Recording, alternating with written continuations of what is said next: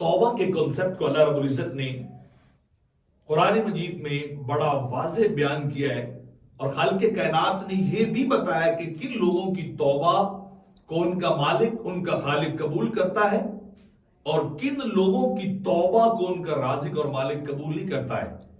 رب کائنات قرآن مجید کے اندر ارشاد فرماتا ہے وَلَيْسَتِ التَّوْبَةُ لِلَّذِينَ يَعْمَلُونَ السَّيِّئَاتِ،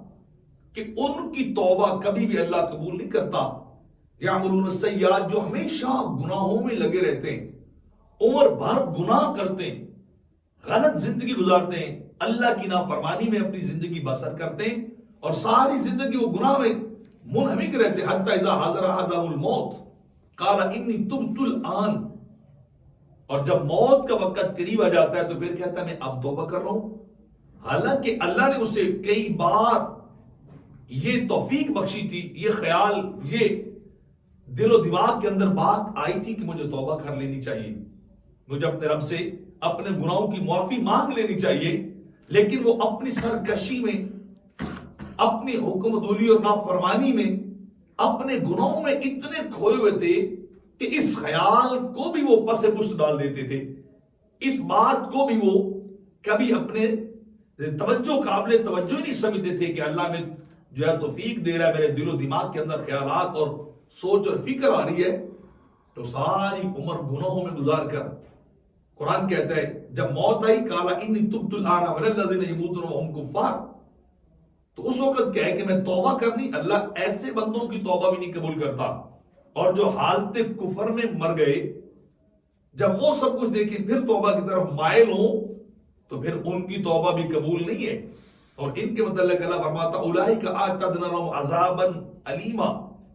ایسے لوگوں کے لیے جو توبہ کے بغیر فوت ہو گئے یا حالت کفر میں فوت ہو گئے، ان کے لیے اللہ نے بڑا دردناک عذاب تیار کر رکھا ہے، بڑا شدت والا، بڑا تکلیف دہ عذاب اللہ نے ان کے لیے تیار کیا ہے۔ اور اس کے مقابلے میں جن کی وہ توبہ قبول کرتا ہے ان کا بیان بھی رب کائنات نے قرآن کے اندر جو ہے وہ بیان فرمایا ہے، ان کو واضح کیا۔ رب کائنات فرماتا انما التوبۃ علی الذین یعملون السوء بجہالہ، کہ اللہ ان کی توبہ ضرور قبول کرتا ہے جو لا علمی کی وجہ سے، نہ جاننے کی وجہ سے، علم نہ ہونے کی وجہ سے تو گناہ کرتے ہیں، کسی غلط کام کا شکار ہو جاتے ہیں، کسی اللہ کی نافرمانی کا وہ شکار ہوتے ہیں، لیکن ہوتا کیا ہے ثم یتوبون من قریب، پھر وہ فوری توبہ کر لیتے ہیں، توبہ کو مؤخر نہیں کرتے،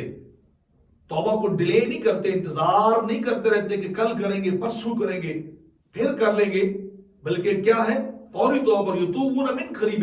فوری اللہ کی بارگاہ کی طرف پلٹتے ہیں، رب کی بارگاہ میں آتے ہیں، اپنے گناہوں کی معافی طلب کرتے ہیں، اپنے گناہوں سے پہ نادم ہوتے ہیں، پیچھے ہٹتے ہیں اور اس سے معافی مانگتے ہیں جو غلطی ہوگی نہ جاننے کی وجہ سے، لا علمی کی وجہ سے، ہمارے خالق مالک تو ہمیں وہ معاف فرما، اور آئندہ ہم وعدہ کر رہے ہیں کہ کبھی بھی تیری بارگاہ میں ہم گناہ نہیں کریں گے اور تیری بارگاہ سے کبھی نہیں ہٹیں گے، کوشش کریں گے کہ اپنی اس بات اور توبہ پہ پختہ رہ جائیں، پکے رہ جائیں، تو اللہ ان کی توبہ کو ضرور قبول کرتا ہے۔ اور جو جان بوجھ کے تاخیر کرتے ہیں، جان بوجھ کے ڈیلے کرتے جاتے ہیں اور موت کے وقت توبہ کرنے کی کوشش کرتے ہیں، پھر اللہ ان کی توبہ کو قبول نہیں کرتا ہے، جس کا مفہوم ان دونوں حصوں کا یہ بنتا ہے کہ انسان کو توبہ فوری کرنی چاہیے، جیسے ہی موقع ملے اللہ کی بارگاہ میں انسان کو تائب